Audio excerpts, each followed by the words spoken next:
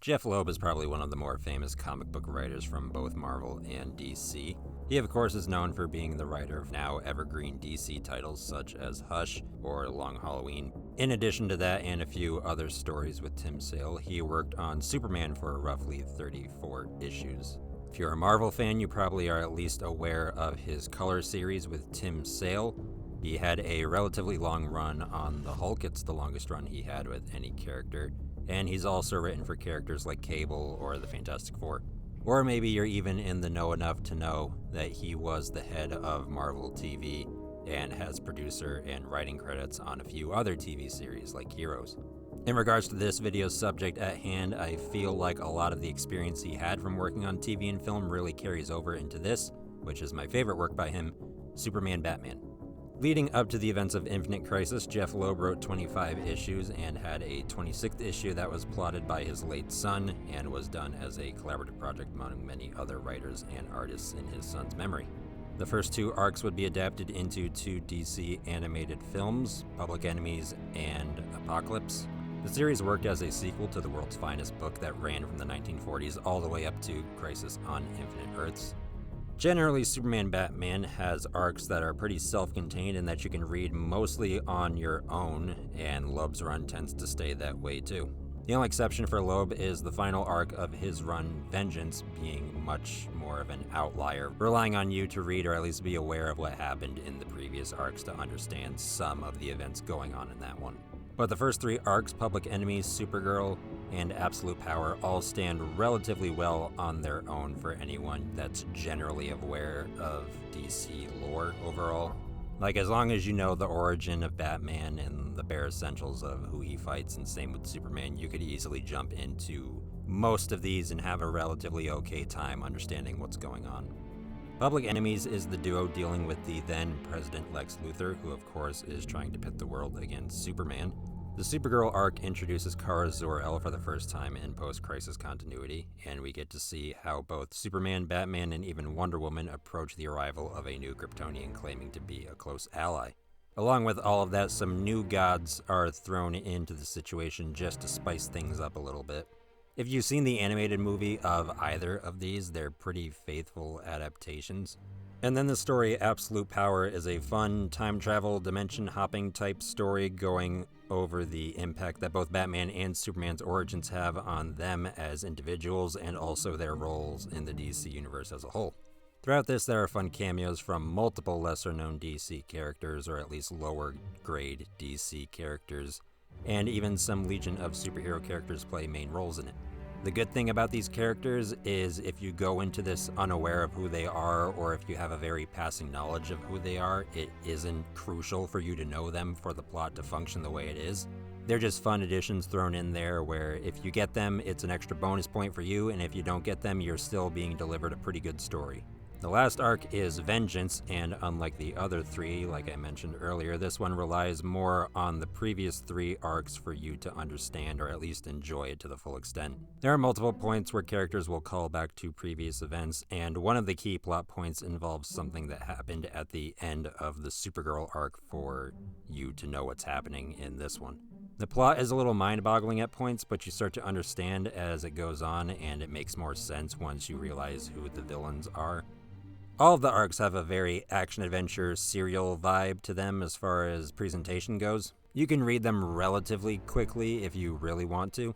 There is good stuff in them, but it's not a very heavy read by all means. It reminds me a lot of the 2008 CG Clone Wars TV show. Each arc in the Superman Batman series could easily be akin to the 3-episode arcs that series had. I really like the feel overall. It plays it straight, but it's also well balanced with the humor and how serious it takes itself. And the action is presented very well across the board despite the changes in art. Across the 4 volumes, there are 3 different artists. Ed McGuinness works on 2. He works on Public Enemies, and he works on Vengeance. McGuinness is one of those artists that you definitely recognize his style immediately once you've seen him previously. If you've read any of Loeb's Superman run that has McGuinness on the art, you can expect what Superman will look like in this, of course. Same with all the other Superman-related characters that pop up in that run that do appear in this. I've always thought the way McGuinness draws DC characters makes them look a little like action figures, but I mean that in a really good way. It really makes the action pop, and of course the color looks really good with his art style. Carlos Pacheco is the artist on Absolute Power. He's worked on a fair amount of things over the years, including Superman later on in the 2000s after this run, but he is probably best known for his time on Fantastic Four in the early 2000s. I think his work is okay. It doesn't really stand out one way or the other. It's very middle of the road 2000s art. If you've read a lot of DC from 2005, 2006, that era, you've probably seen stuff that looks pretty similar to this. The only thing that really stands out to me in his little stretch on this run is Superman's face looks a little weird sometimes. He has a bit more of an old school look in this compared to the other 3 volumes. It's a little more of that rounded, Silver Age-y thing, but not going too cartoony. And last but definitely not least is Michael Turner, who illustrates the Supergirl arc on this. Turner's longest running work is over at Top Crow Productions, where he worked on over 40 issues of Witchblade. Though to the more mainstream comic book audience, he is most likely recognized by his work on Marvel's Civil War, where he drew multiple variants, because of course that series had tons of variants. But Turner's, at least 2 of them that I can think of, are definitely more recognizable than many of the other variants that series had. His style is a bit like an in-between McGuinness and Pacheco, in my opinion. He's kind of cartoony with certain features, but he's also more realistic in proportion than McGuinness is. I think of the 2 that got adapted into animated movies, I think Turner's art style translated a little better than McGuinness's does. But I enjoy all of the art in this series. There isn't one that I would point to and say is less than the others. And overall, I would say the same for each arc as a whole, as long as you read them all. Of course, Vengeance relies on it a bit more. But if you've read the entire series, I don't think there is one that is significantly worse than the others. They're all very enjoyable. If you're a fan of either Batman or Superman or both, and you haven't read this, I highly recommend it.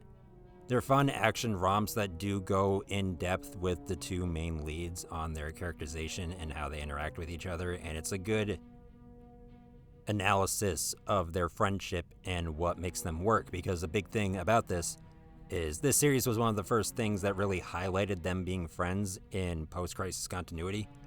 Ever since The Dark Knight Returns really set up that iconic fight between them, there wasn't really many examples of Batman and Superman being very chummy in a post-crisis continuity up until this point. And even to this day, I think this series is one of the better examples of how Batman and Superman's friendship works and what makes it so good. There are many ways to own this. There's hardcover, paperback, absolute editions, you name it, it's out there to some extent.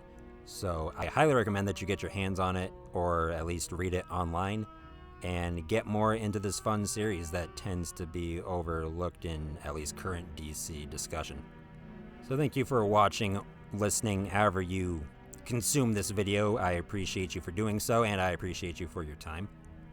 Don't forget to like, comment, share, bell icon, other fun algorithm boosting related things. I appreciate those of you who do that as well. If you don't, it's no big deal. I can't force you. I'm just some guy on the interwebs, and you're listening to me for whatever reason. If you're a fan of DC, Marvel, we got plenty of videos here on the channel about those. We even have some Star Wars stuff if you're a fan of that too. Of course, there might be more of that in the future, more of whatever you are interested in. I'd like to hear about it, and I might even make a video about that. Until next time, I'm not really sure what I'm gonna do, but hopefully it's more of the stuff in this vein. We got a Captain America series going, might continue, make another video about that. Regardless, I will see you guys in the next video.